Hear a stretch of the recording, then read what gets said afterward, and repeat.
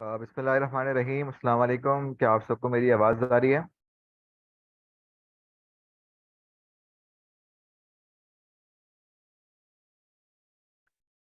क्या आप सबको मेरी आवाज़ वाज़े आ रही है? क्लियर मेरी आवाज़ है या फिर लैकिंग आ रही है आवाज़ में? सब बच्चों तक मेरी आवाज़ क्लियर पहुंच रही है? अच्छा जी। मैं उम्मीद करता हूं कि आप सब बच्चे खैरियत से होंगे। एक मुद्दत बाद आप सबसे बात हो रही है और आपके बोर्ड के पेपर्स के बाद मेरे ख्याल है पहली क्लास हमारी हो रही है। और आज की क्लास इंतहाई अहम क्लास है। आप जानते हैं कि इस वक्त आपके 6 चैप्टर्स बाकी हैं आपके सिलेबस के, जो कि मैं इंशाअल्लाह आपको फिजिकल क्लास के अंदर भी और आपको ऑनलाइन क्लास के अंदर भी साथ साथ पढ़ा रहा हूँगा। और हमारी कोशिश इंशाअल्लाह पूरी पूरी ये है कि हम जुलाई में मैक्सिमम मैक्सिमम अपना कोर्स लाजमी एंड करें, ताकि हम अगस्त का पूरा महीना खाली प्रैक्टिस करें। ठीक है, अगस्त का पूरा महीना हम खाली प्रैक्टिस करेंगे। हम डिफरेंट जगहों की हम इंशाअल्लाह वर्कशीट सॉल्व कर रहे होंगे ऑनलाइन या फिर फिजिकल क्लास के अंदर इंशाल्लाह। ठीक है। अच्छा जी, एक इंतहाई अहम चैप्टर प्रोकैरियोट नाम है इस चैप्टर का, और आप सब जानते हैं कि ये चैप्टर कितना अहम है, कितने ज्यादा एमसीक्यू इस चैप्टर से आ रहे होते हैं। पीएमडीसी के जो सिलेबस है उसके अंदर भी ये चैप्टर शामिल है। तो चलें आए बात को स्टार्ट करते हैं। अच्छा, एक बात और, आप सबकी चैट मैंने प्राइवेट कर दी, यानी कि आप सबके मैसेजेस डायरेक्ट मेरे पास आ रहे हैं और कोई और इन मैसेजेस को नहीं देख पाएगा, क्योंकि बहुत सारे बच्चे शर्मा रहे होते हैं सवाल करते हुए। तो आप सब ने शर्माना नहीं है, हम सब यहाँ पर सीखने में मौजूद हैं। किसी को कोई भी बात अगर समझ ना आए तो वो एक रिपीट लिख दे, मैं उसका नाम लिए बगैर रिपीट करूंगा। ठीक है, तो किसी भी बच्चे को यहाँ पर शर्माना नहीं है, हम सब यहाँ पर सीखने मौजूद हैं।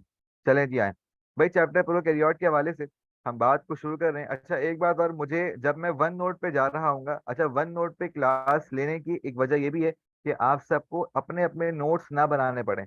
मैं यहाँ पर ये वाले नोट आपके साथ मैं शेयर कर दूंगा, आराम से पीडीएफ बना के मैं आपको भेज दूंगा। तो आपको जरूरत नहीं है कुछ लिखने की।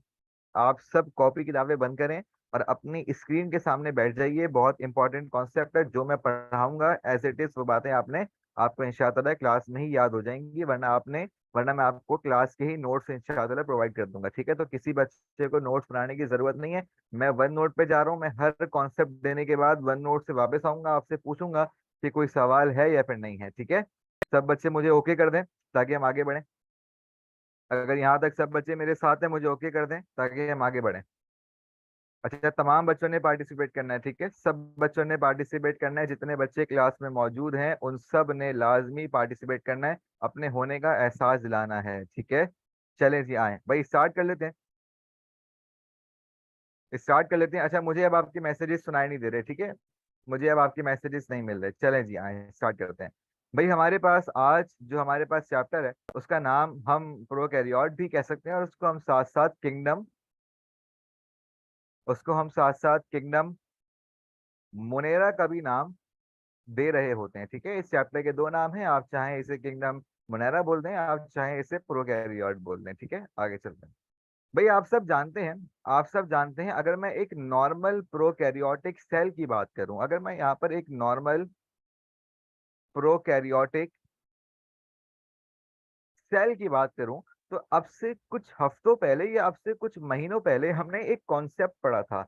आप सबको याद है आर्कियोबैक्टीरिया क्या था? आर्कियोबैक्टीरिया, क्या कोई अच्छा बच्चा मुझे यहाँ पर रिमाइंड करवा सकता है कि सर व्हाट वाज आर्कियोबैक्टीरिया? क्या था भाई आर्कियोबैक्टीरिया? आप सब बच्चे जानते हैं, एवोल्यूशन का आपने लेक्चर लिया हुआ है।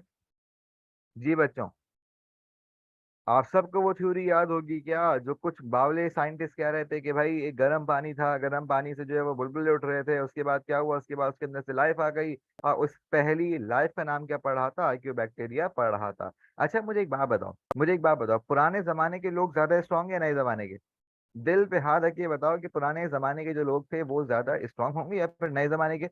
जाहिर सी बात है भाई, पुराने जमाने के। तो चलो आओ देख लेते हैं। यही थ्योरी पुरानी और नई, वो कहते हैं ना कि भाई बेटा, मैं तुम्हारी उम्र में तो यहाँ से वहां जाया करता था, मैं तुम्हारी उम्र में तो ये काम किया करता था, बड़े बुजुर्ग कहते हैं अक्सर। यानी कि ये बात वाज़ है कि भाई पुराने जमाने के लोग ज्यादा स्ट्रांग थे। अब वो अलग बात है, शायद बातें ही हैं या फिर बाकी कोई हकीकी बात होगी। चलो भाई। अच्छा भाई, मैंने कहा कि मैं प्रोकैरियोटिक सेल को दो हिस्सों में तोड़ता हूँ। ठीक है, मैं प्रोकैरियोटिक सेल को दो हिस्सों में तोड़ता हूँ। कौन कौन से? पहले को मैं नाम दे रहा हूँ आर्कियो पहले को मैं नाम दे रहा हूँ आर्कियो बैक्टीरिया। अच्छा, यहाँ पर एक कॉन्सेप्ट और वाजे करना चाहूंगा। मैंने आप सबको बताया हुआ था कि ये आर्कियो बैक्टीरिया हरगिज, फिर सुनो, मैंने कहा ये आर्कियो बैक्टीरिया हरगिज बैक्टीरिया नहीं है। आप सबको याद होगा हमने एमसीक्यू भी किया था क्या, कि ये आर्कियो बैक्टीरिया हरगिज कोई बैक्टीरिया नहीं है, बल्कि साइंटिस्ट ने खाली इसका नाम रखा है आर्कियो बैक्टीरिया। ये बात आप सबको याद है, हाँ या नहीं? ये बात सबको याद है, हाँ या नहीं? जल्दी बताओ, ओके लिखो। Archaeo bacteria is not a bacteria, ये बात याद रखना। आर्कियो बैक्टीरिया कोई बैक्टीरिया नहीं है, बल्कि ये वो पहली लाइफ है जो इस दुनिया में आई अकॉर्डिंग टू साइंटिस्ट। ये वो पहली लाइफ है जो हाइड्रोथर्मल वेंट से उभरी या निकली, जिसको हम नाम दे रहे थे आर्कियो बैक्टीरिया। ठीक है। अच्छा जी, भाई मैं कह रहा हूँ कि एक हमारे पास है कौन कौन से भाई, एक हमारे पास आर्कियो बैक्टीरिया है, दूसरे हमारे पास हैं यू बैक्टीरिया। अच्छा अब सर ये इस यू बैक्टीरिया से क्या मुराद है? सर यू बैक्टीरिया बोले तो सुनो भाई, यू बैक्टीरिया को मैं कह रहा हूँ दिस इज मॉडर्न बैक्टीरिया, आज के दौर के बच्चे या आज के दौर का बैक्टीरिया। ठीक है, मिसाल दे रहा हूँ कि भाई ये आज के दौर का, ये मॉडर्न है, ठीक है, ये यो वाले बच्चे हैं, और ये आज के दौर का मॉडर्न बैक्टीरिया है। जबकि आर्कियो बैक्टीरिया, भाई मैंने कहा था पुरानी थ्योरी है, पुराने जमाने के लोग बिलीव कर रहे थे कि ये हाइड्रोथर्मल वेंट से आ रहा है, इसीलिए मैं इसको नाम दूंगा कि ये मेरे पास एक एंशियंट बैक्टीरिया है, पुराने जमाने का बैक्टीरिया है। मिसाल दे रहा हूँ। अच्छा, अभी बैक्टीरिया नहीं है, ये बात आप जानते हैं। मैं खाली कंपेयर करने के लिए इसको एंशियंट बैक्टीरिया नाम दे रहा हूँ, जबकि बैक्टीरिया हरगिज नहीं है। यहाँ पर ये कॉन्सेप्ट आपको याद रखना है कि archaeo bacteria is not a bacteria. ठीक है, आर्कियो बैक्टीरिया हरगिज बैक्टीरिया नहीं है, बल्कि खाली कंपेयर करने के लिए मैंने इसको एंशियंट बैक्टीरिया का नाम दिया है। ठीक है। अच्छा जी, भाई मैंने कहा था, मैंने आपसे पूछा था कि मुझे बता दीजिए कि पुराने जमाने के लोग ज्यादा मजबूत हैं या नए जमाने के। आपने कहा सर पुराने जमाने के, तो मैंने कहा आओ सुनो, आओ सुन लो। भाई पुराने जमाने के लोग ज्यादा मजबूत हैं, इसी वजह से मैं इस आर्कियो बैक्टीरिया को नाम दे रहा हूँ दिस इज एक्सट्रीमोफाइल्स। कौन है भैया? This is extremophile. क्या मतलब? भाई ये एक्सट्रीम कंडीशंस के ऊपर भी जिंदा रह सकता है। पुराने लोग हैं ना, मजबूत लोग हैं, अच्छी डाइट खाई हुई है। हम कौन है? हम तो भाई फारिग हैं, हमने खाली पिज्जा खाए हुए हैं, हमने खाली बर्गर ठूसे हुए हैं, हमने खाली बिरयानियां खाई हुई हैं। जबकि पुराने जमाने के लोग भाई वेजिटेबल्स भी खाया करते थे, सब्जियां खाया करते थे, तो क्या है भाई, स्ट्रांग लोग हैं। ठीक है, यही वजह है कि आर्कियो बैक्टीरिया चूंकि एक एंशियंट बैक्टीरिया है, पुराने जमाने का बैक्टीरिया है, कदीम बैक्टीरिया है, इसी वजह से ये एक्सट्रीम कंडीशंस पर भी जिंदा रह सकता है। ठीक है, जबकि यू बैक्टीरिया, हम जैसे मॉडर्न लोग, भाई हम क्या है, we are normophile. We are normophile क्यों? वी आर नॉर्मोफाइल क्यों? क्योंकि हम नॉर्मल कंडीशन पर ही जी सकते हैं, हम एक्सट्रीम कंडीशंस को बर्दाश्त नहीं कर सकते। भाई मेरी बात का लुबे लुबाब क्या है, मेरी बात का खुलासा क्या है, तो आप देखो। मैंने एक्सट्रीमोफाइल का, इसका मतलब क्या है? इसका मतलब है एसिडोफाइल। इसका मतलब है एसिडोफाइल, क्या मतलब? हाई पीएच पर भी ये जिंदा रह सकते हैं। ठीक है, आर्क्यू बैक्टीरिया हाई पीएच पर जिंदा रह सकते हैं। साथ साथ these are thermophile also. Thermophile का मतलब क्या है भाई? आप जानते हैं हमने एक एमसीक्यू किया था कि archaeobacteria can survive up to 120 degree centigrade, याद है आप सबको?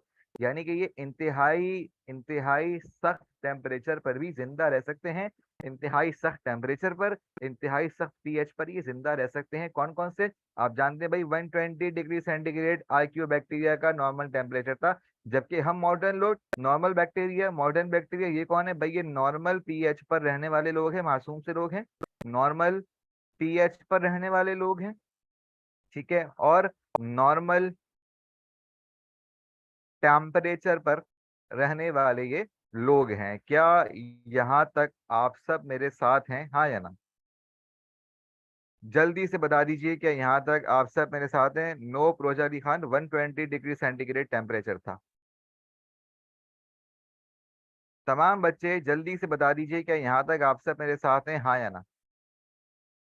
कोई पीछे रह गया हो तो मुझे रोक ले। मैं अपनी तमाम तर बातों को एक मर्तबा फिर से आपके सामने रख रहा हूँ शॉर्ट करके। मैंने आपसे कुछ बातें की, मैंने कहा कि भाई मेरे पास, मैं इस चैप्टर को किंगडम मुनैरा भी कह सकता हूँ, मैं इस चैप्टर को प्रोकैरियोट भी कह सकता हूँ। अब प्रोकैरियोट कौन होते हैं? आप जानते हैं कि हमने दो तरह के सेल पढ़े थे।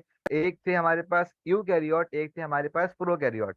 प्रोकैरियोट कौन थे? कि जिनके पास मेम्ब्रेन बाउंडेड ऑर्गेनेल सेल के अंदर मौजूद नहीं थे। ठीक हो गया। अच्छा, उससे भी आगे हम बढ़े थे, हमने कहा था कि भाई प्रोकैरियोट के पास न्यूक्लियस नहीं है। क्यों नहीं है? क्योंकि उसके पास न्यूक्लियर मेम्ब्रेन नहीं है। ठीक है, उसके पास न्यूक्लियर मेम्ब्रेन नहीं है। इस तरह की हमने बेशुमार बातें हमने की थी, और हमने प्रोकैरियोट सेल को एक अलग सेल जाना था। अच्छा, अब सुनो, मैंने कहा कि मैं इस प्रोकैरियोट सेल को मजीद दो हिस्सों में तोड़ रहा हूँ। एक है मेरे पास आर्क्यू बैक्टीरिया, और एक है मेरे पास यू बैक्टीरिया। अच्छा, अब आर्कियो बैक्टीरिया कौन है? पुराने जमाने के लोग हैं, पुराने जमाने का बैक्टीरिया है। भाई कौन कौन आप जानते हैं आर्कियो बैक्टीरिया वो बैक्टीरिया था। आर्कियो बैक्टीरिया वो बैक्टीरिया था कि जो हमारे पास हाइड्रोथर्मल वेंट से उभरा था या पाया गया था। ठीक है, अच्छा अब आगे बात सुनो। मैंने कहा यू बैक्टीरिया मॉडर्न बैक्टीरिया है, आज के दौर का बैक्टीरिया है, हम जैसा है। ठीक है। अच्छा, अब ये आर्कियो बैक्टीरिया, मैंने कहा दीस आर एक्सट्रीमोफाइल। क्यों? क्योंकि ये एक्सट्रीम कंडीशंस पर जिंदा रह सकता है, एक्सट्रीम कंडीशंस पे पाया जाता है। भाई क्या मतलब? एसिडोफिलिक है, थर्मोफिलिक है। एसिडोफिलिक मतलब हाई पीएच पर जिंदा रह सकता है, थर्मोफिलिक मतलब हाई टेम्परेचर पर जिंदा रह सकता है। ट्यूब बैक्टीरिया, मैंने कहा ये नॉर्मोफाइल है। क्या मतलब? हमारी तरह का नॉर्मल पीएच नॉर्मल टेम्परेचर पर जिंदा रह सकता है। हमने यहाँ तक बात मुकम्मल की है। क्या यहाँ तक आप सब मेरे साथ हैं? हाँ या ना? जल्दी बताइए जी बुशरा। प्रोकैरियोट था, कहने को था। वैसे तो प्रोकैरियोट और यूकैरियोट की जो हमारी तकसीम है, वो इस कॉन्सेप्ट के मजीद बात जाके सामने आई थी।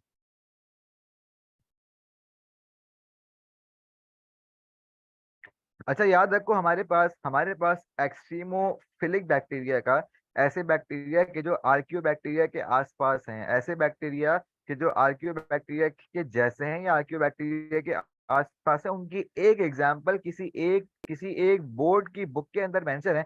मैं वो एक एग्जाम्पल आपके सामने यहाँ पर लिख रहा हूँ, ताकि आपको इस चैप्टर की बुक पढ़ने की जरूरत ना पड़े। भाई उसका नाम है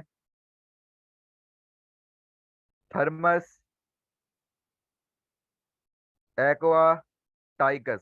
ठीक है, थर्मस एक्वाटाइकस, ये हमारे पास एग्जाम्पल है किसकी? एक एंशियंट बैक्टीरिया की, जो कि इस तरह के टेम्परेचर पे, इस तरह के पीएच पे जिंदा रह सकता है। बाकी आप जानते हैं यू बैक्टीरिया कौन है, हम आगे जाके पढ़ेंगे। ई कोली हो गया, स्ट्रेप्टोकोकस हो गया, जितने हम नाम लेंगे आगे जाके वो हमारे पास यू बैक्टीरिया के अंदर आ रहे होंगे। यहाँ तक अगर आप सब मेरे साथ हैं तो ओके लिख दीजिए। यहाँ तक अगर आप सब मेरे साथ हैं तो ओके लिख दीजिए। जितने बच्चे हैं, तमाम के तमाम बच्चे ओके लिखें, ताकि हम आगे मूव करें।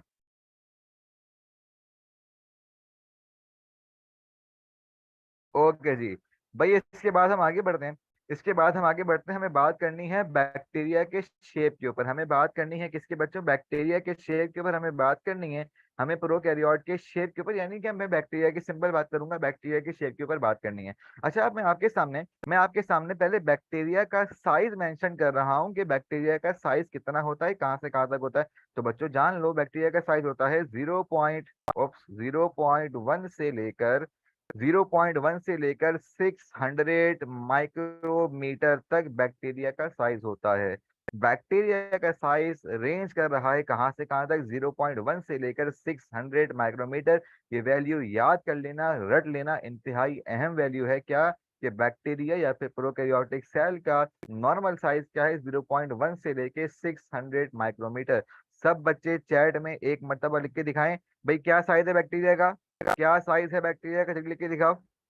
सब बच्चे लिख के दिखाएं मुझे, क्या साइज है बैक्टीरिया का? जल्दी बताओ भाई, जल्दी लिख कर दिखाओ। सब लिखें। 0.1 से लेकर 600 माइक्रोमीटर, नॉट नैनोमीटर बच्चों, माइक्रोमीटर की बात की है मैंने, नैनोमीटर की बात नहीं की। जी बिल्कुल सही है, बिल्कुल सही है। आगे चलो भाई। भाई आप जानते हैं कि बैक्टीरिया के शेप किस किस तरह के होते हैं? हमारे पास रॉड शेप बैक्टीरिया भी है, हमारे पास स्पेरिकल बैक्टीरिया भी है। अच्छा, रॉड शेप बैक्टीरिया को हम नाम देते हैं बसीली। बसीली बोलो, बकीली बोलो, जो बोलना चाहो बोलो, बायोलॉजी के अंदर प्रोनाउंसिएशन मैटर नहीं करती। मैंने कहा this is a rod shape bacteria, और इस रॉड शेप बैक्टीरिया को हम नाम देते हैं बच्चों बसीली। बसीली बोलो, बकीली बोलो, जो बोलना चाहो बोलो। अच्छा, अब ये बसीली अभी एक है तो ये सिंगल बसीली है। अगर ये दो हो जाएं तो भाई ये डिप्लो बसीली हो जाएगा। ठीक है, और अगर ये हमारे पास चेन में आ जाए, अगर ये हमारे पास बहुत सारे साथ जुड़ जाएं और ये चेन की शक्ल इख्तियार कर लें, तो हम इनको स्ट्रेप्टोबैक्टीरियस नाम देंगे। ठीक है, स्ट्रेप्टो मीन्स एक चेन बन गई, स्ट्रेप्टोबैक्टीरियस हम नाम देंगे। अच्छा एक बात और एक बड़ी मशहूर एग्जाम्पल है ई कोलाई। एक बड़ी मशहूर एग्जाम्पल है ई कोलाई। याद रखो, ई coli is an example of rod shape bacteria. ठीक है, ई कोलाई भी एक रॉड शेप बैक्टीरिया है, ये बात जान लेना। E coli is a rod shape bacteria, या E coli is an example of bacilli. Confuse मत करना, E coli rod shape bacteria की एग्जाम्पल है। अच्छा, ई कोलाई का चलो चलो भाई, साथ साथ इसका आप साइज भी याद कर लो अगर चाहो तो बच्चों याद रखो ई कोलाई की हमारे पास जो लेंथ है वो 2.6 माइक्रोमीटर है, और इसकी जो हमारे पास विद है वो बच्चों 1.1 से लेकर 1.5 माइक्रोमीटर तक हमारे पास ई कोलाई की विद है। ठीक है, मैं अपनी बात को फिर से रिपीट करूंगा। मैंने कहा बैक्टीरिया का साइज है 0.1 से लेकर 600 माइक्रोमीटर, पहली बात मैंने ये की। उसके बाद मैंने कहा अगर मेरे पास रॉड शेप बैक्टीरिया, जिसको मैं नाम दे रहा हूँ बसीली का, अगर वो सिंगल है तो क्या है, सिंपल बसीली है। डबल हो गए तो डिप्लो। ठीक है ना, डिप्लो मीन्स टू, डिप्लो बसीली। अगर वो चेन की सूरत हाल में आ गया, अगर वो बहुत सारे मिलकर चेन की शक्ल इख्तियार कर गया, तो हम उसको स्ट्रेप्टोबैक्टीरियस का नाम दे रहे होंगे। फिर मैंने कहा कि भाई रॉड शेप बैक्टीरिया की ही एग्जाम्पल कौन है, ई कोलाई किसकी एग्जाम्पल है, रॉड शेप बैक्टीरिया की एग्जाम्पल है। और फिर मैंने कहा कि भाई रॉड शेप बैक्टीरिया यानी कि ई कोलाई, जिसकी मैं एग्जाम्पल दे रहा हूँ आपको, ई कोलाई का मैंने आपको साइज भी बता दिया, 2.6 माइक्रोमीटर लेंथ और 1.1 से लेके 1.5 माइक्रोमीटर इज द विड्थ। यहाँ तक आप सब मेरे साथ हैं? जल्दी बताइए, यहाँ तक आप सब मेरे साथ हैं, हाँ या ना? सब बच्चे यस और नो लिखें। सब बच्चे यस और नो लिखें, जल्दी से, जल्दी से। ओके जी, भाई आगे बढ़ते हैं। हमने रॉड शेप बैक्टीरिया के हवाले से बात मुकम्मल कर ली। अब मैं आपसे बात करूंगा अब मैं आपसे बात करूंगा स्पेरिकल बैक्टीरिया के हवाले से। भाई ये मेरे पास एक गोल सा यानी कि स्पेरिकल बैक्टीरिया है। आप जानते हैं इसको हम नाम देते हैं सॉसी या कॉकी, जो बोलना चाहो बोलो, बायोलॉजी में प्रोनाउंसिएशन मैटर नहीं करती। स्पेरिकल बैक्टीरिया को या फिर गोल गोल बैक्टीरिया को हम नाम देते हैं कॉकी या सॉसी। ठीक है, वो एक भी हो सकता है। अगर वो दो हुआ, आप जानते हैं भाई क्या नाम होगा, डिप्लोकोकस नाम होगा। अगर वो चार ऊपर नीचे अगर वो चार ऊपर नीचे जुड़े, यानी कि दो प्लेन के अंदर ये चार जुड़े हैं, इसको हम नाम देंगे टेट्राएड, क्योंकि चार हो गया और टेट्राएड हम चार को ही बोलते हैं। ठीक है, लेकिन अगर ये इस तरह जुड़े कि ये आठ हो जाएं और आपके पास सिंगल एक क्यूब बन जाए बच्चों, अगर ये इस तरह जुड़े कि ये आठ हो जाएं और आपके पास एक क्यूब बन जाए, तो इसका नाम होगा सेरसीना। इसका नाम होगा सेरसीना या फिर सेरकीना। फिर सुनो, मैंने कहा गोल गोल बैक्टीरिया, स्पेरिकल बैक्टीरिया नाम पड़ गया कॉकी या फिर सॉसी। सिंगल है सिंगल कॉकस, डबल हो गया डिप्लोकॉकस, अगर वो चार हैं तो टेट्राएड, अगर वो आठ हो गया या फिर इस तरह के आगे कि वो एक परफेक्ट क्यूब बन गया, तो हम उसको नाम देंगे सैरकीना या फिर सैरसीना। अच्छा, एक बात और, जिस तरह रॉड शेप बैक्टीरिया चेन बना रहा था, उसी तरह स्पेरिकल बैक्टीरिया भी चेन बनाएंगे, और इस चेन को हम नाम देते हैं, जल्दी बताओ, उस वक्त क्या था, उस तरफ क्या था, स्ट्रेप्टोबैसिलस। इस वक्त क्या होगा, सिंपल सी बात, स्ट्रेप्टो स्ट्रेप्टोकोकस। आसान आसान सी बातें। अच्छा, एक बात और, अभी तक यहाँ पर एक रेगुलर प्लेन फॉलो हो रहा है। अगर यही सारा काम एक इरेगुलर प्लेन में हो जाए, क्या मतलब भाई, यहाँ देखो, अगर एक नॉर्मल गुच्छा बन जाए, कोई एक प्लेन फॉलो ना हो रहा हो, कोई आगे जा रहा हो, कोई नीचे आ रहा हो, कोई आगे जा रहा हो, यानी कि एक गुच्छा बन रहा है, कोई नॉर्मल प्लेन फॉलो नहीं हो रहा, तो अब इस गुच्छे को या इस इरेगुलर सॉसी को हम नाम देंगे स्टेफाइलो कॉकी या सॉसी। स्टेफाइलो सॉसी या कॉकी। क्या यहाँ तक आप सब बच्चे मेरे साथ हैं? क्या यहाँ तक आप सब बच्चे मेरे साथ हैं, हाँ या ना? जल्दी बताओ।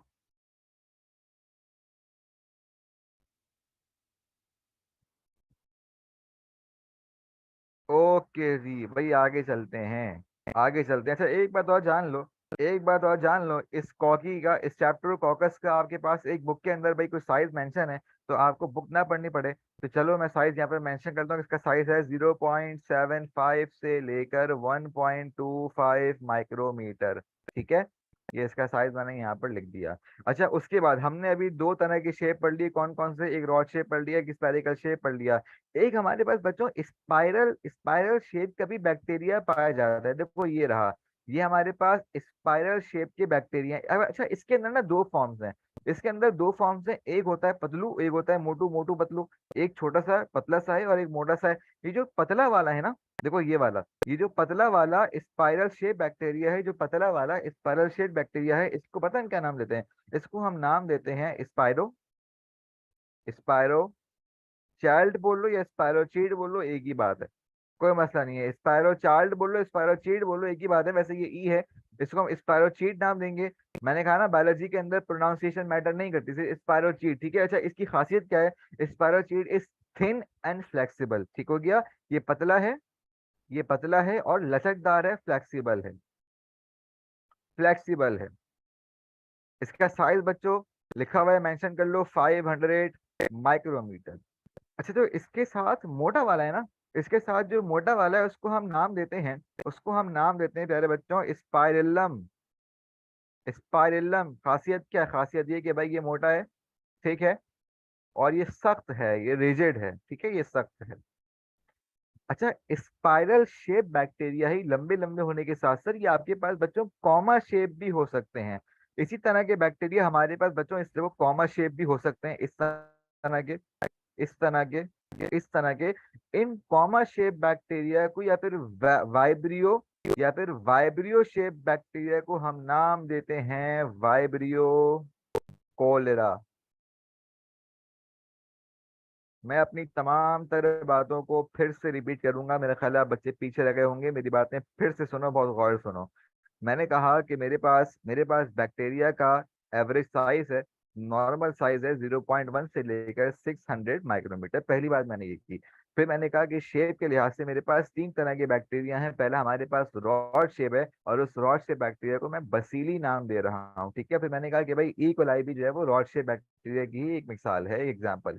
फिर मैं आगे गया, मैंने कहा कि भाई मेरे पास एक स्पेरिकल बैक्टीरिया भी है, और मैं उस स्पेरिकल बैक्टीरिया को मैंने कॉकी या फिर सॉसी का नाम दिया है। और मैंने कहा कि अगर वो हमारे पास एक होगा तो सिंगल सॉसी, दो ना चेन बना तो स्ट्रेप्टोकोकस, और अगर इरेगुलर गुच्छा बन गया, अगर इरेगुलर चेन बन गई तो वो होगा स्टेफाइलोकोकस, ठीक है। अच्छा, इसके बाद मैंने कहा कि भाई तीसरी हमारे पास शेप है स्पाइरल शेप, दो तरह के हैं, एक हमारे पास स्पायरोचीट है, एक हमारे पास स्पाइरेलम है। स्पायरोचीट कौन है? जो हमारे पास थिन है, फ्लेक्सिबल है। स्पाइरेलम कौन है? जो हमारे पास थिक है, मोटा है और रिजिड है।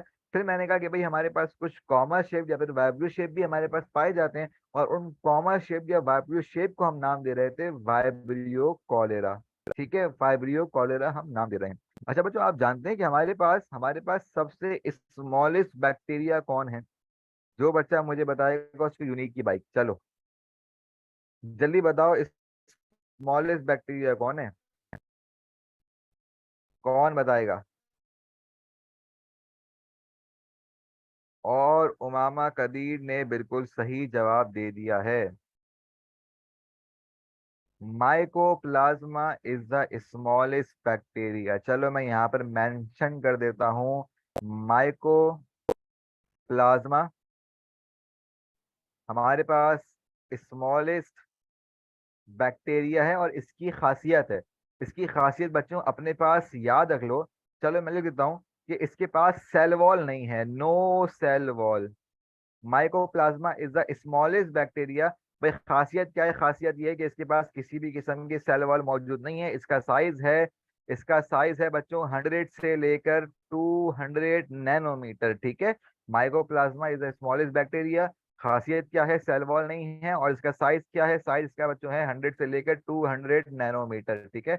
अच्छा, एक बात और जान लो, अच्छी अच्छी बातें याद आ रही हैं कि ऐसा बैक्टीरिया कि जिसके पास सेल वॉल ना हो। फिर सुनो, मैंने कहा ऐसा बैक्टीरिया कि जिसके पास सेल वॉल ना हो, आप उस बैक्टीरिया को नाम दोगे प्लियोमॉर्फिक बैक्टीरिया। ऐसा बैक्टीरिया कि जिसके पास सेल वॉल ना हो, आप उसको नाम दोगे प्लियोमॉर्फिक बैक्टीरिया। सब लिखकर दिखाओ, क्या कहा मैंने कहा ऐसा बैक्टीरिया जिसके पास सेल वॉल ना हो, क्या नाम दोगे? क्या नाम दोगे? Pleomorphic bacteria. जल्दी से लिखकर दिखाओ मुझे,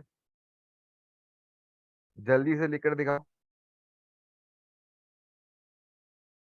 जी, प्लियोमॉर्फिक बैक्टीरिया आप नाम देंगे ऐसे बैक्टीरिया को कि जो क्लियोमॉर्फिक नहीं, उमर, प्लियोमॉर्फिक, पी से आएगा, PLEOMORPHIC,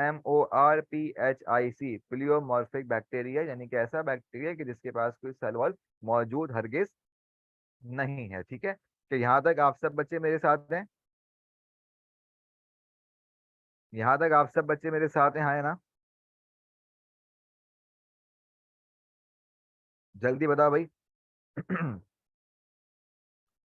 क्या सब बच्चे मेरे साथ हैं, हाँ या ना?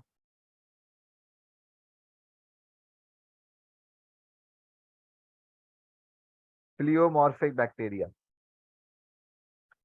चलो बातों से बातें याद आ रही हैं, तो चलो आओ एक और अहम बात याद कर लो, एक और अहम बात समझ लो। हमारे पास, मैंने यहाँ पर आपसे बात की कि एक स्मॉलेस्ट बैक्टीरिया है, नाम पड़ गया माइकोप्लाज्मा, एक लार्जेस्ट बैक्टीरिया भी, और उस लार्जेस्ट बैक्टीरिया का नाम मैं आपको लिखवा रहा हूँ, ई फिशल सोनी। भाई क्या नाम है? E fishelsoni. ठीक है, E fishelsoni is the largest bacteria, जिसकी विद है 80 माइक्रोमीटर, जिसकी लेंथ है 600 माइक्रोमीटर।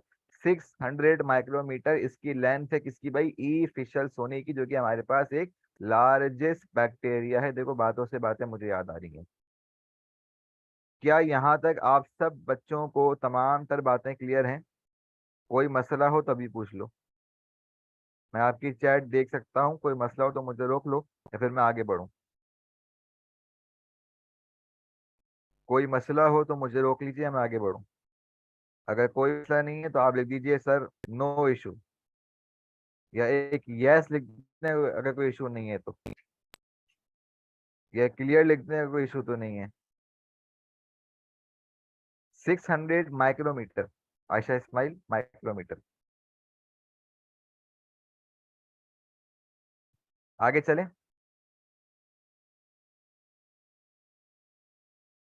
चलो जी आगे बढ़ते हैं, आगे बढ़ते हैं।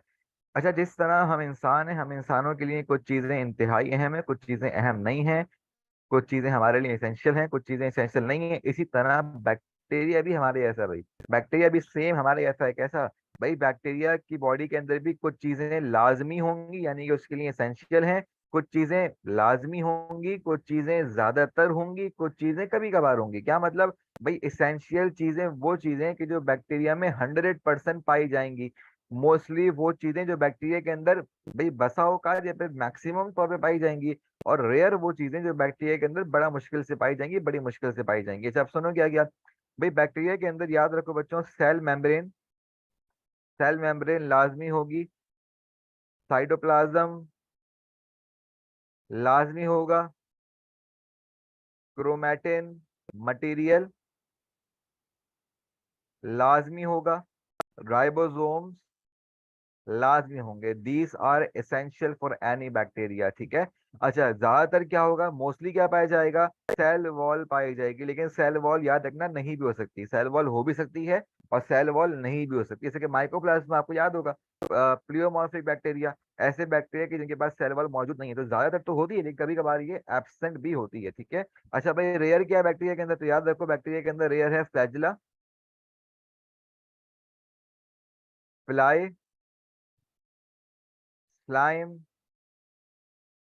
Capsule, granule. अच्छा, अब ये चीजें क्या क्या है, मैं इन तमाम तर चीजों को बच्चों जस्टिफाई करूंगा कि what is meant by this flagella, what is meant by this fly, what is meant by this slime. मैं इन तमाम तर बातों को आपसे डिटेल में करने वाला हूँ। ठीक है। क्या ये बात आप सबके जहन में आ गई कि बैक्टीरिया के लिए क्या जरूरी है, क्या जरूरी नहीं है?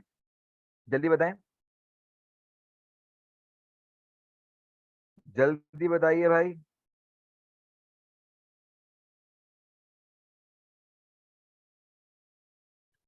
तो मैंने कहा बैक्टीरिया के लिए जो चीजें एसेंशियल हैं वो सेल मेम्ब्रेन है, साइटोप्लाज्म है, क्रोमैटिन मटेरियल है, राइबोसोम है। ठीक है।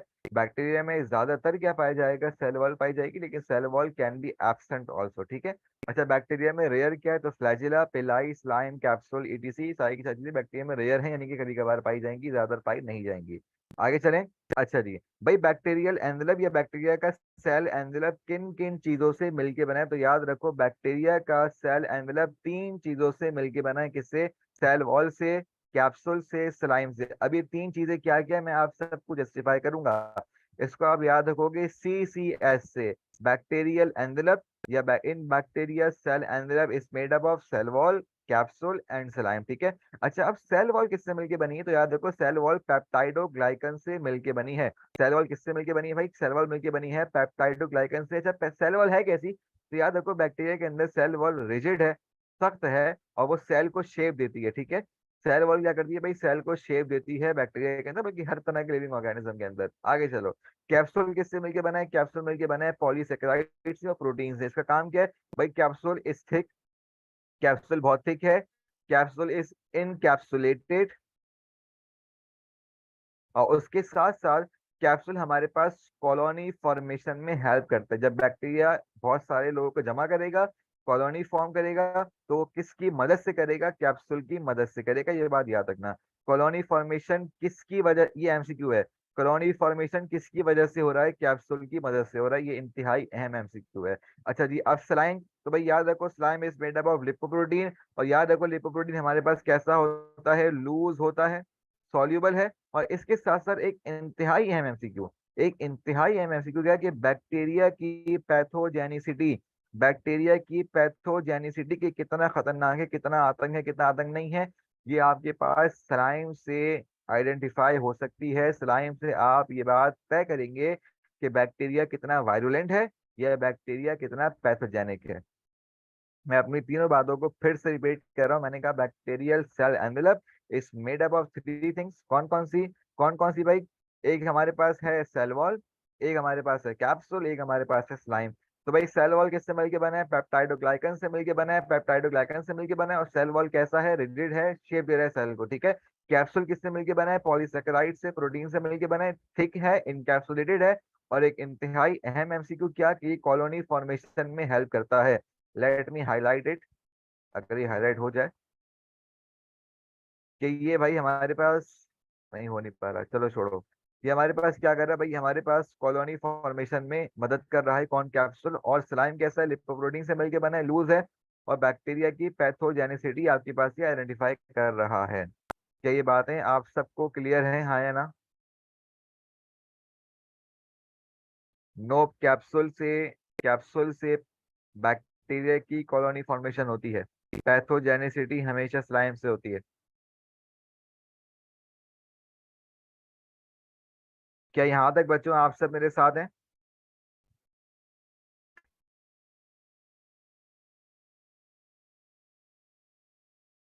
देखो उमर, अगर स्लाइम ज्यादा होगा तो लगा लो अंदाजा क्या होगा। भाई स्लाइम कैसा है? लिपोप्रोटीन से मिलके बना है, लूज मिलके बना है। अगर वो लूज होगा यानी कि स्लाइम की, अगर स्लाइम ज्यादा हो जाएगा तो बैक्टीरिया की बॉडी बहुत ज्यादा लूज होगी, और बैक्टीरिया इंतहा से ज्यादा खतरनाक होगा।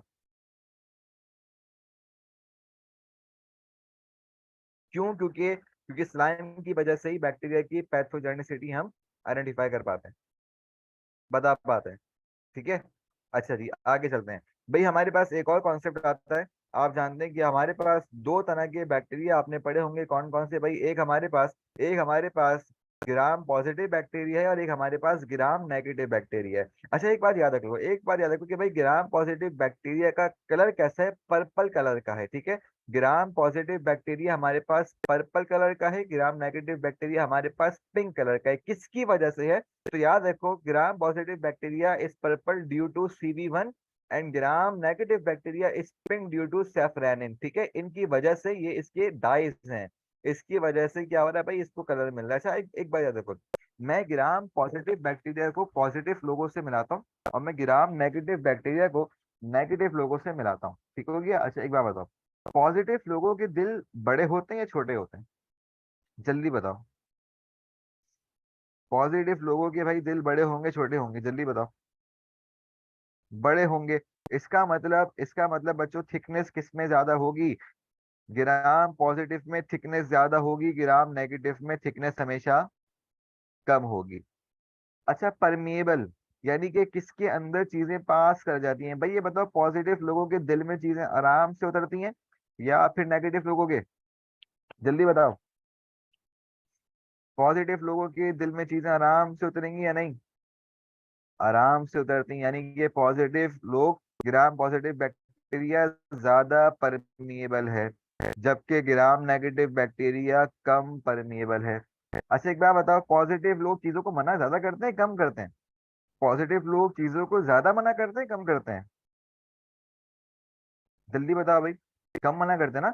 कोई उनसे कोई काम कह दे तो वो इनकार नहीं कर पाते। इसका मतलब पॉजिटिव लोग हमारे पास, ग्राम पॉजिटिव हमारे पास कम रेजिस्टिव है। वो चीजों को कम रेजिस्ट करता है। वो फ्लो के साथ चलता है। और ग्राम नेगेटिव हमारे पास हर चीज में कोई ना कोई कीड़ा निकालता है। हर चीज को क्या करता है भाई, रेजिस्ट करता है। इसका मतलब वो रेजिस्टिव ज्यादा है। अच्छा जी। पेप्टाइडोग्लाइकन याद कर लो, ग्राम पॉजिटिव के अंदर 50% पेप्टाइडोग्लाइकन है, जबकि ग्राम नेगेटिव के अंदर बच्चों, ग्राम नेगेटिव के अंदर हमारे पास खाली 10% पेप्टाइडोग्लाइकन पाया जाता है। अच्छा, अब लिपिड। अभी आपने ऊपर पढ़ा है कि लिपिड जितना ज्यादा होगा उतना ज्यादा बैक्टीरिया खतरनाक। अब जरा मुझे बता दो कि पॉजिटिव लोग खतरनाक है, नेगेटिव लोग? जल्दी बताओ कौन ज्यादा खतरनाक है, पॉजिटिव या नेगेटिव? नेगेटिव। इसका मतलब लिपिड किस में ज्यादा होगा? ग्राम नेगेटिव बैक्टीरिया के अंदर लिपिड ज्यादा होगा, ग्राम पॉजिटिव बैक्टीरिया के अंदर लिपिड कम होगा। अच्छा भाई, एक बात बताओ। एक बात बताओ, पेरीप्लाज्मिक स्पेस, सुनो बच्चों। पेरीप्लाज्मिक स्पेस ग्राम पॉजिटिव के अंदर कुछ कुछ में पाई जाएगी, प्रेजेंट इन सम, कुछ कुछ के अंदर पाई जाएगी। जबकि जबकि पेरीप्लाज्मिक स्पेस यानी कि इसके साइटोप्लाज्म के अंदर एक स्पेस होगी, उसको हम नाम देंगे पेरीप्लाज्मिक स्पेस। वो ग्राम पॉजिटिव के अंदर कुछ कुछ में पाई जाएगी, जबकि ग्राम नेगेटिव के अंदर वो सब के अंदर मौजूद होगी।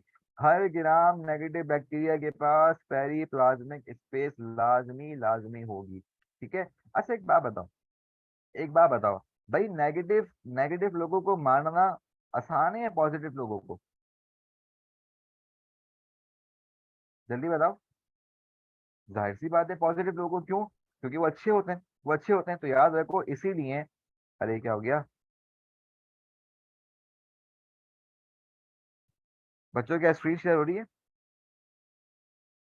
क्या स्क्रीन शेयर हो रही है? अच्छा जी, हो रही है। तो बच्चों याद रखो, ग्राम पॉजिटिव बैक्टीरिया पॉजिटिव लोग हैं तो इनको मारने के लिए हमें ब्रॉड स्पेक्ट्रम एंटीबायोटिक यूज करनी पड़ती है।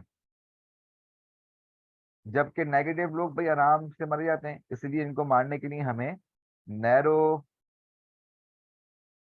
स्पेक्ट्रम एंटीबायोटिक यूज करनी पड़ती है। ये बेसिकली डिफरेंस है ग्राम पॉजिटिव बैक्टीरिया में और ग्राम नेगेटिव बैक्टीरिया में। क्या यहाँ तक आप सब मेरे साथ हैं, हाँ या ना? क्या यहाँ आप सब मेरे साथ हैं?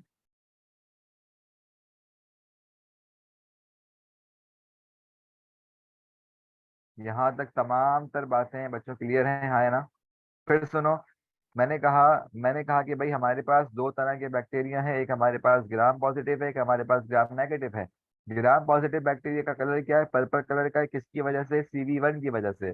ग्राम नेगेटिव बैक्टीरिया पिंक कलर का है, किसकी वजह से है? सैफरानिन की वजह से है। फिर मैंने कहा पॉजिटिव लोग हैं दिल बड़े होते हैं, यानी कि थिकनेस ज्यादा होगी, नेगेटिव में कम होगी। मैंने कहा पॉजिटिव लोग बहुत जल्दी बातों को दिल पे ले लेते हैं, यानी कि उनका दिल परमेबल ज्यादा है, नेगेटिव का कम है। और पॉजिटिव लोग बातों को रेजिस्ट नहीं कर पाते, मना नहीं कर पाते, इसका मतलब वो रेजिस्टिव कम है, जबकि नेगेटिव लोग ज्यादा हैं। फिर मैंने कहा पेप्टाइडोग्लाइकन पॉजिटिव लोगों में 50% पाया जाएगा और नेगेटिव लोगों में 10% पाया जाएगा। फिर मैंने कहा लिपिड चूंकि पैथोजेनिसिटी बैक्टीरिया को दे रहा है तो पॉजिटिव लोग कम खतरनाक होंगे ना।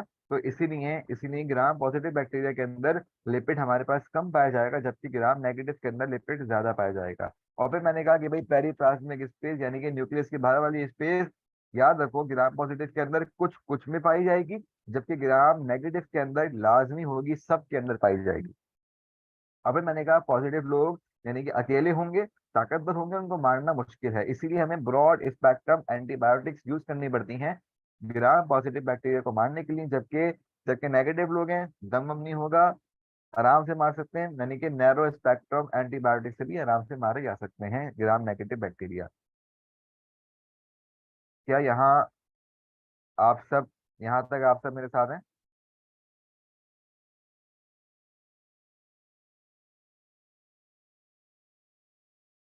जल्दी तमाम बच्चे जवाब दें।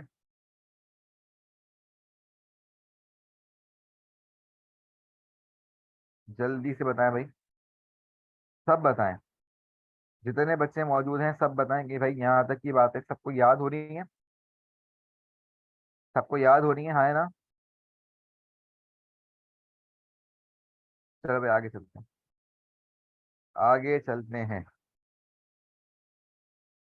अच्छा भाई, आपके सामने मैंने एक डायग्राम बनाई हुई है एक बैक्टीरिया की, ठीक है, मैंने आपके सामने एक बैक्टीरिया की डायग्राम बनाई हुई है। और मैं इस बैक्टीरिया की बॉडी के अंदर मौजूद मैं चीजें आपके सामने पेश करूंगा। अच्छा जी।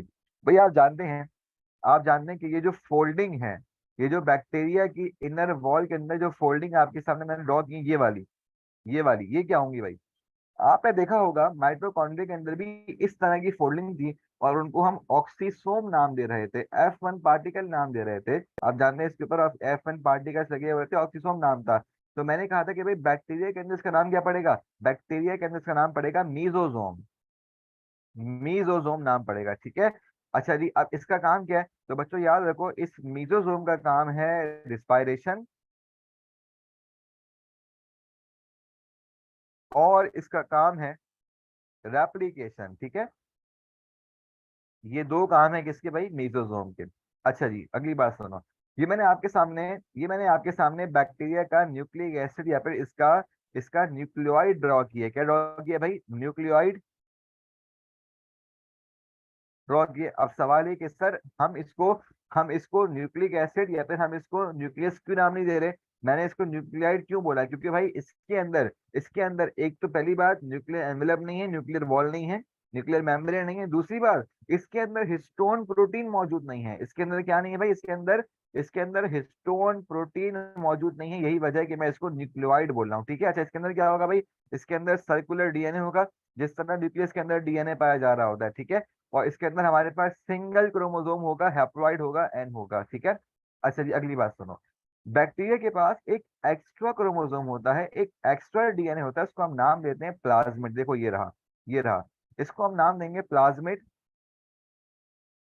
और इसका काम क्या है? बच्चों याद रखो, इसका काम क्या है कि हमारे पास एक एक्स्ट्रा क्रोमोसोम है, ये हमारे पास सर्कुलर डीएनए है, और सबसे बड़ी बात, ये हमारे पास रेजिस्टेंस प्रोवाइड करता है बैक्टीरिया को। ये चीजों को रेज करेगा, बैक्टीरिया को मुश्किल वक्त में उसको साथ देगा, मुश्किल वक्त बैक्टीरिया के काम आएगा, ठीक है।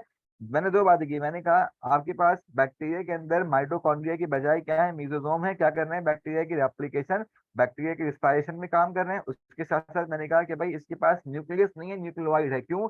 न्यूक्लियर एनवेलप नहीं है, हिस्टोन प्रोटीन नहीं है, सर्कुलर डीएनए है, गोल गोल है, और हैप्लॉइड क्रोमोसोम है। मैंने कहा एक एक्स्ट्रा क्रोमोसोम भी है, क्या नाम है? प्लाज्मिड नाम है, जो कि बैक्टीरिया के अंदर काम आ रहा होता है, ठीक है। आगे चलते हैं। भाई इनको तो आप जानते हैं, ये कौन है? These are ribosome. और आप जानते हैं कि भाई बैक्टीरिया के पास राइबोसोम कौन से वाले होंगे? 70s होंगे या 80s होंगे? 70s होंगे। क्यों? क्योंकि प्रोकैरियोट है, प्रोकैरियोट के पास भाई 70s राइबोसोम पाए जा रहे थे।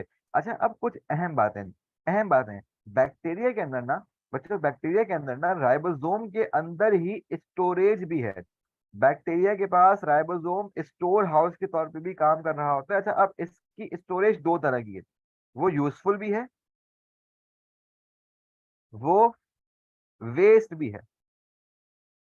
अच्छा, अब यूजफुल क्या है? तो आप सुनो भाई, यूजफुल को आप याद करोगे, यूजफुल को आप याद करोगे, FGPS। एफ का मतलब है फैट, जी का मतलब है ग्लाइकोजन, पी का मतलब है फॉस्फोरस, एस का मतलब है सल्फर। मैं लिख नहीं रहा, याद कर लेना। एफ का मतलब है फैट, जी का मतलब है ग्लाइकोजन, पी का मतलब है फॉस्फोरस, एस का मतलब है सल्फर। और वेस्ट मटेरियल आप याद करोगे आला। किससे भाई? आला, बहुत आला, बहुत आला। आला क्या मतलब? ए का मतलब है अल्कोहल, एल का मतलब है लैक्टिक एसिड, ए का मतलब है एसिडिक एसिड। फिर सुनो, मैंने कहा बैक्टीरिया के अंदर 70s राइबोसोम है। काम क्या है इनका? काम है कि बैक्टीरिया के अंदर स्टोरेज प्रोवाइड करें। दो तरह की स्टोरेज है, आया वो यूजफुल है या फिर वो वेस्ट मटेरियल है। यूजफुल कौन कौन है? FGPS। एफ क्या है? फैट है, ठीक है। जी क्या है? ग्लाइकोजन है। पी क्या है? फॉस्फोरस है। एस क्या है? सल्फर है। वेस्ट क्या है? आला। ए का मतलब क्या है? अल्कोहल। एल का मतलब क्या है? Lactic acid. ए का मतलब क्या है? Acidic acid. ठीक हो गया। Mitochondria, Umar Khan, mitochondria. अच्छा जी, आगे चलते हैं। Let's move forward. अच्छा जी भाई, आपके सामने मैंने एक गोल सा स्पोर ड्रॉ किया है, दिस इज स्पोर। ये क्या हमारे पास? This is spore. ये हमारे पास स्पोर है। अच्छा, याद रखना बैक्टीरिया के अंदर स्पोर दो तरह के पॉसिबल है। या तो स्पोर एंडो होगा, या फिर वो एक्सो होगा। देखो यहाँ पर देखो, ये स्पोर कौन सा, ये एंडोस्पोर है। ये कौन सा, ये एक्सो है। जो जो स्पोर बैक्टीरिया की आउटर वॉल से बाहर है वो एक्सोस्पोर है। जो स्पोर बैक्टीरिया की इनर वॉल के अंदर है वो हमारे पास कौन है भाई, वो हमारे पास एंडोस्पोर है। अच्छा, अब स्पोर कौन है, याद रखना एक बात, अपने बच्चों याद रखना एक बात, याद रखना कि स्पोर इज हीट रेजिस्टिव।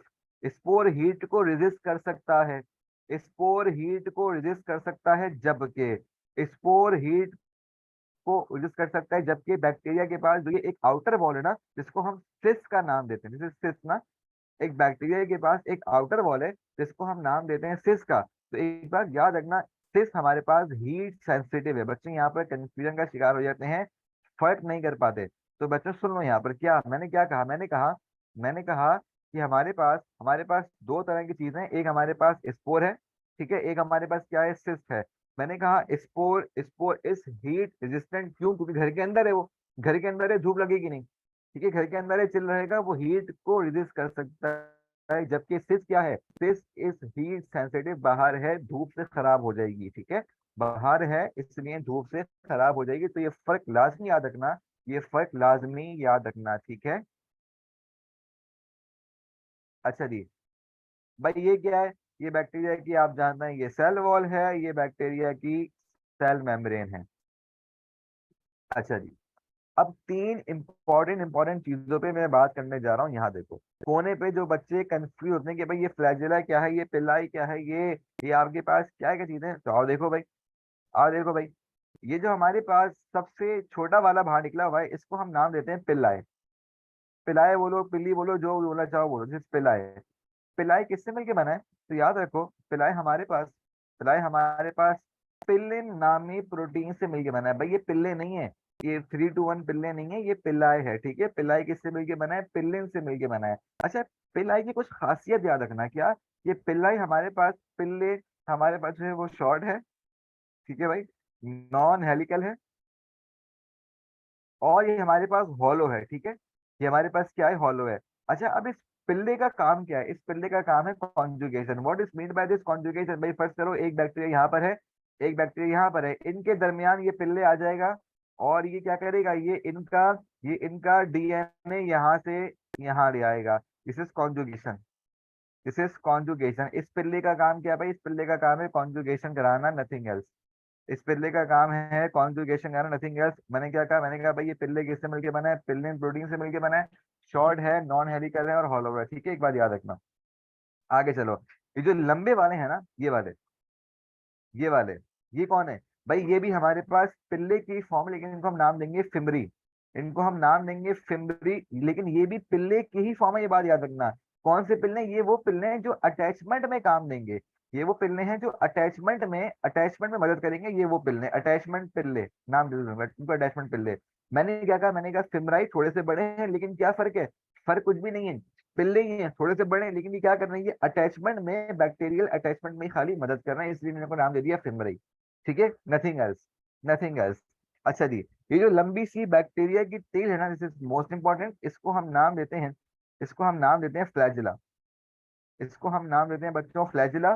किससे मिलके बना है, फ्लैजिलिन से मिलके बना है, किससे मिलके बना है भाई, ये फ्लैजिलिन से मिलके बना है, ठीक हो गया। अच्छा, एक बात याद रखो, इसको हम ट्राइकस भी नाम देते हैं, फ्लैजिला को हम ट्राइकस भी साथ साथ नाम दे रहे होते हैं। और एक बात और याद कर लो, मैंने कहा था कि पिल्ले कौन है, पिल्ले हमारे पास नॉन हेलिकल है, तो ये कैसा होगा भाई, ये हेलिकल है। मैंने कहा था पिल्ले हमारे पास कौन है, हॉलो है, ये क्या होगा, ये नॉन हॉलो है। कंपेयर करो चीजों को, भाई मैंने कहा था पिल्ले शॉर्ट है, ये क्या होगा, ये लॉन्ग है, ये लॉन्ग है, ठीक है। यहाँ तक आप सब मेरे साथ हैं, हाँ या ना, जी उमर खान, यहाँ तक आप सब मेरे साथ हैं, 3 to 1 पिल्ले, सब बच्चे मेरे साथ हैं, हाँ या ना। अच्छा जी, भाई मैंने आपसे कहा कि हमारे पास ये जो फ्लैजिला है इसको हम नाम दे रहे ट्राइकस का। अच्छा, अब मजे की बात, अब इसी ट्राइकस की बेस पर मैं बैक्टीरिया को मजीद क्लासिफाई कर सकता हूँ, क्योंकि साइंटिस्ट के अंदर भाई बहुत चुल है, बड़े फारिग हैं ये, इसलिए हमने क्या किया, हमने इस पिल्ले सॉरी फ्लैजिला को भी इज्जत दी। और हमने कहा कि आओ फ्लैजुला, हम तुम्हारी बेस के ऊपर भी बैक्टीरिया को एक मजीद क्लासिफिकेशन दे देते हैं। आओ देखो भाई, ऐसा बैक्टीरिया कि जिसके पास फ्लैजुला नहीं होगी, उसको हम नाम देंगे क्या?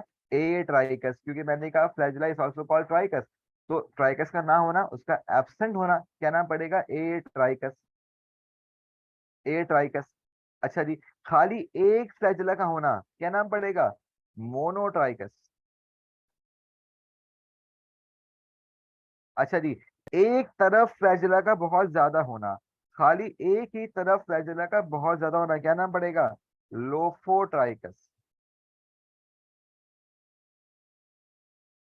दोनों तरफ बैक्टीरिया का होना, सॉरी फ्लैजुला का होना, क्या नाम पड़ेगा भाई? एम्फी, मतलब बहुत सारे, amphi ट्राइकस।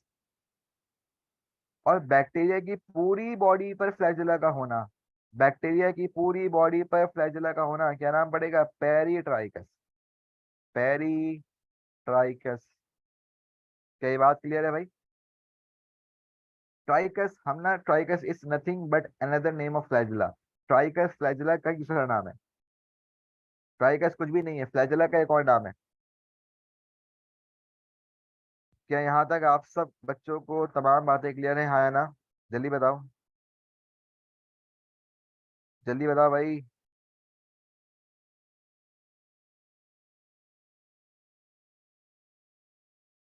Obama Qadeer extra chromosome है, बैक्टीरिया को रेजिस्टेंस प्रोवाइड करता है खाली, वेक्टर के तौर पे काम करेगा। ठीक है।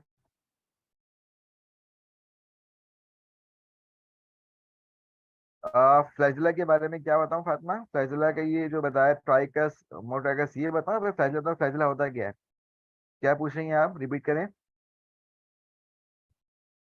टाइप्स, अच्छा सुनो, सुनो भाई, फ्लैजुला अगर ना होगा तो हम बायोलॉजी के अंदर ए से डिनोट करते हैं एब्सेंस को। मैंने कहा फ्लैजुला का एक और नाम है ट्राइकस। तो फ्लैजुला का ना होना, देखो यहाँ पर ए ट्राइकस, खाली एक का होना, एक फ्लैजुला, क्या हो जाएगा ये? मोनोट्राइकस। एक साइड पर ज्यादा होना, लोफोट्राइकस। दोनों तरफ होना, एम्फीट्राइकस। और पूरी बैक्टीरिया पे होना, पेरिट्राइकस। क्लियर है? आगे चलें।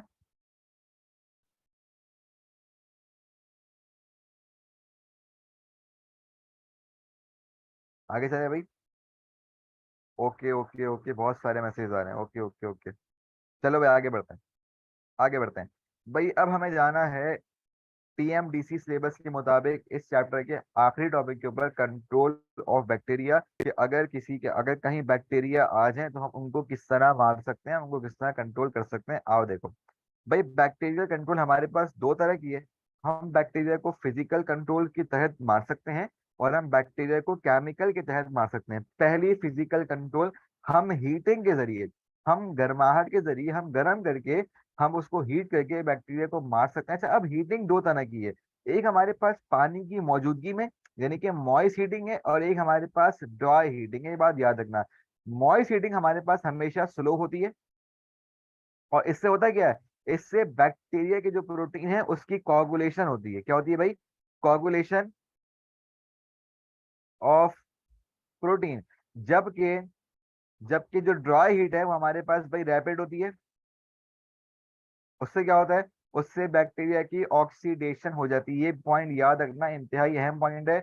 एमसीक्यू में आ सकते हैं। क्या मैंने कहा? हीट के जरिए हम बैक्टीरिया को मार रहे हैं। हीट दो तरह की है, मॉइस्ट हीट है, ड्राई हीट है। मॉइस्ट हीट इज स्लो, उसका रिजल्ट क्या है? कोगुलेशन हो रही है प्रोटीन की। Dry heat is rapid, result क्या है? ऑक्सीडेशन हो रही है उसकी, बैक्टीरिया की। इंतहाई अहम एमसीक्यू, इंतहाई अहम बातें दोनों, ये फर्क याद रखना। मॉइस्ट हीट में और ड्राई हीट में, मुझे याद है 2021 में ये एमसीक्यू आया था। रोजा अली खान फट जाना, ये एमसीक्यू आया था। ये फर्क याद रखना, मॉइस्ट हीट में और ड्राई हीट में, ये फर्क लाजमी याद रखना। Moist heat is slow, coagulation हो रही है, ड्राई हीट रैपिड है, ऑक्सीडेशन हो रही है। अच्छा एक बात याद रखो, हम हीटिंग को ही पेस्चराइजेशन का भी नाम दे सकते हैं। Heating is also called pasteurisation. अच्छा, हीटिंग दो तरह की है। अगर आप बैक्टीरिया को 71 डिग्री सेंटीग्रेड पर हीट करेंगे तो बैक्टीरिया खत्म होगा 15 सेकंड के अंदर। इंतहाई अहम बात है। क्या मैंने कहा? अगर आप बैक्टीरिया को 71 डिग्री सेंटीग्रेड पे हीट करेंगे तो बैक्टीरिया मरेगा 15 सेकंड में, जबकि अगर आप बैक्टीरिया को हीट करोगे 62 डिग्री सेंटीग्रेड पे तो बैक्टीरिया मरेगा 32 मिनट्स में। ये भी फर्क याद रख लो भाई। फिर सुनो, मैंने कहा हीटिंग दो तरह की है, मॉइस्ट है, स्लो हो रही है, कोagulation ऑफ प्रोटीन रिजल्ट है। ड्राई हीट क्या है भाई, रैपिड है, ऑक्सीडेशन हो रही है इसकी बैक्टीरिया की। फिर मैंने कहा कि पास्चराइजेशन भी हम नाम देते हैं हीटिंग को, दो तरह की है। क्या, अगर 71 डिग्री सेंटीग्रेड पे हीट करोगे तो बैक्टीरिया 15 सेकंड में मरेगा, अगर 62 डिग्री सेंटीग्रेड पे हीट करोगे तो बैक्टीरिया 32 मिनट्स में मरेगा। अगली बात सुनो, बैक्टीरिया को मारने का दूसरा तरीका क्या है, रेडिएशन है। आप रेस के जरिए भी बैक्टीरिया को मार सकते हो। अच्छा, वो रेस कैसी हो, याद रखो, वो रेस लाजमी सी बात है कि वो रेस 300 नैनोमीटर से कम होनी चाहिए। 300 नैनोमीटर वेवलेंथ से कम होनी चाहिए, ये बात याद रखना कि बैक्टीरिया खाली उन्हीं रेस से मरेगा कि जिनकी वेवलेंथ 300 नैनोमीटर से कम होगी। अगेन एक अहम एमसीक्यू है, बैक्टीरिया उन्हीं रेस से मरेगा कि जिनकी वेवलेंथ 300 नैनोमीटर से कम होगी। तीसरी बात सुन लो, आप गैसेस के जरिए भी बैक्टीरिया को मार सकते हैं, आप फिल्ट्रेशन के जरिए भी बैक्टीरिया को मार सकते हैं। कौन से बैक्टीरिया, ऐसे बैक्टीरिया जो हीट सेंसिटिव होंगे। हीट सेंसिटिव बैक्टीरिया को आप फिल्ट्रेशन के जरिए मार सकते हैं। अगला सुनो, आप डिहाइड्रेशन यानी कि पानी निकाल कर भी बैक्टीरिया को मार सकते हैं। क्यों? क्योंकि बैक्टीरिया बैक्टीरिया ड्राई एनवायरनमेंट में ग्रो नहीं करता। ठीक है भाई, ये हो गई हमारे पास फिजिकल कंट्रोल। अब हम बात करेंगे केमिकल कंट्रोल के हवाले से कि आप किस तरह केमिकल की मदद से बैक्टीरिया को मार सकते हो। तो आओ देखो भाई, हमारे पास सबसे पहली चीज जो मौजूद है वो है एंटीसेप्टिक। अच्छा, एंटीसेप्टिक में एक बात याद रखना कि आप एंटीसेप्टिक यूज करते हैं लिविंग सरफेस के ऊपर, यानी कि इंसानों की स्किन के ऊपर, जानवरों की स्किन के ऊपर। अच्छा, अब कौन कौन से होते हैं भाई, पायोडीन हमारे पास मशहूर एग्जाम्पल, कुछ भी हो जाए लगा दो पायोडीन लगा दो। पायोडीन किसकी एग्जाम्पल है, एंटीसेप्टिक की एग्जाम्पल है। ठीक है, आप हमेशा living skin, sorry living skin क्यों बोल रहा हूँ मैं, लिविंग सरफेस यहाँ पर लिखना था मुझे, लिविंग सरफेस। अच्छा जी, ये जो हमारे पास डिसइंफेक्टेंट है ये हमारे पास नॉन लिविंग सरफेस के ऊपर जाएगा भाई, फर्श के ऊपर चला जाएगा, टाइल के ऊपर चला जाएगा। अच्छा, अभी ये कौन कौन होते हैं भाई, for example hydrogen peroxide, KMnO4, alcohol, ETC। फर्क याद रखना, जहां फर्क नजर आए वही एमसीक्यू है, जहां फर्क नजर आएगा वही एमसीक्यू है। एंटीसेप्टिक क्या है, लिविंग सरफेस पे इस्तेमाल हो रहा है, डिसइंफेक्टेंट क्या है, नॉन लिविंग सरफेस पे इस्तेमाल हो रहा है। अच्छा यार, अब एक और फर्क याद रखो, एंटीसेप्टिक डिसइंफेक्टेंट ये दोनों सरफेसेस के ऊपर इस्तेमाल हो रहे हैं, जबकि एंटीबायोटिक बॉडी के अंदर जाएगा। ठीक है, एंटीबायोटिक बॉडी के अंदर जाके ये इम्यून सिस्टम का साथ देगा। ठीक है, ये असिस्ट करेगा किसको, इम्यून सिस्टम को। ठीक है। अच्छा, अब एक बात याद रखना, एंटीबायोटिक बैक्टीरिया बैक्टीरिया के हवाले से या बैक्टीरिया के अगेंस्ट दो काम कर सकती है, या तो वो कॉज करेगी बैक्टीरियल या बैक्टीरिसाइडल कंडीशन, या वो कॉज करेगी बैक्टीरी स्टैटिक कंडीशन। भाई ये दो कंडीशन क्या क्या है, याद रखो, बैक्टीरिसाइडल कंडीशन वो कंडीशन है कि जिसके अंदर बैक्टीरिया मर जाता है, किल्स दी बैक्टीरिया। या तो एंटीबायोटिक बैक्टीरिया को मार देगी, या फिर बैक्टीरियोस्टैटिक कंडीशन, क्या मतलब कि उसमें बैक्टीरिया की ग्रोथ को वो रोक देगी, बैक्टीरियल ग्रोथ को वो स्टॉप कर देगी। जी बच्चों, क्या कंट्रोल ऑफ बैक्टीरिया आपको समझ में आया? देखो, मेम्ब्रेन फिल्टर हमारे पास, फिल्ट्रेशन के जरिए आप खाली उन बैक्टीरिया को मार सकते हैं कि जो हीट सेंसिटिव हो। आपको याद है हमने जो एक्सपेरिमेंट्स पढ़े थे, चार्ल्स चैम्बरलेन वगैरह के, क्या कर रहे थे वो फिल्ट्रेशन कर रहे थे वो, जिससे उन्होंने रेबीज वायरस को आइडेंटिफाई किया था, TMV को आइडेंटिफाई किया था, और फर्क किया था वायरस में बैक्टीरिया में। क्या यहाँ तक की तमाम तर बातें आपको क्लियर हैं, हाँ या ना? कंट्रोल ऑफ बैक्टीरिया आप सबको समझ में आ गया? जल्दी बताएं भाई। देखो, मैंने कहा कि एंटीबायोटिक, फर्क याद रखना है क्या, एंटीसेप्टिक डिसइंफेक्टेंट ये दोनों सरफेस के बनेंगे, ऊपर ऊपर से काम करेंगे, जबकि एंटीबायोटिक बॉडी के अंदर जाके इम्यून सिस्टम का साथ देगी दो तरह से, या तो वो बैक्टीरियासाइडल होगी, क्या मतलब बैक्टीरिया को मार देगी, या बैक्टीरियास्टैटिक होगी, बैक्टीरिया की ग्रोथ को रोक देगी। बच्चों यहाँ तक आपका पीएमडीसी सिलेबस इस चैप्टर का मुकम्मल हुआ। इस चैप्टर के अंदर यही बातें थी आपके सिलेबस के अंदर, पीएमसी या पीएमडीसी सिलेबस के अंदर। यहाँ तक हमने इस चैप्टर को मुकम्मल कर लिया है। कोई भी सवाल हो आप मुझसे पूछ सकते हैं। इस चैप्टर की वर्कशीट मैं आपको सेंड कर दूंगा। इस चैप्टर का टेस्ट भी मैं आपको साथ साथ सेट कर दूंगा। कोई सवाल हो तो आप मुझसे पूछ लीजिए।